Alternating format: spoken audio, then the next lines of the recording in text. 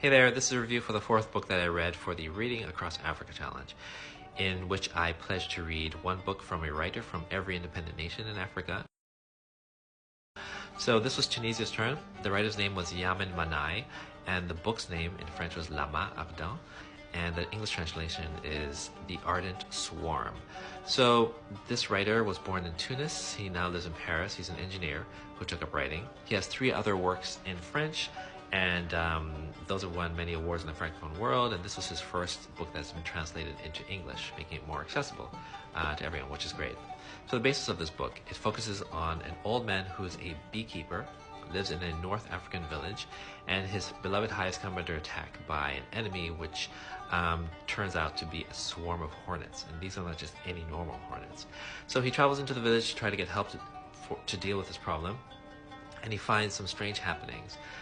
This book is set in a time just after the Arab Spring, when there's it's the pre-election period, when there's a rise of fundamentalism and different parties are vying for the people's votes or their support, whether they vote or not. And so it shows how these fundamentalists kind of influence the people's choices in different ways. And some of the people accept their influence and others reject it. So the hornets represent sort of the darker elements in the story, or some of them. So the book is an allegory on that time and that phenomenon, which is a very interesting way to write this book, I found.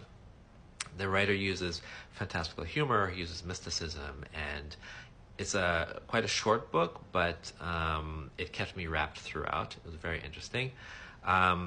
The trajectory wasn't as clear as I would have liked, and I would say I would give this book maybe about a 3 out of 5.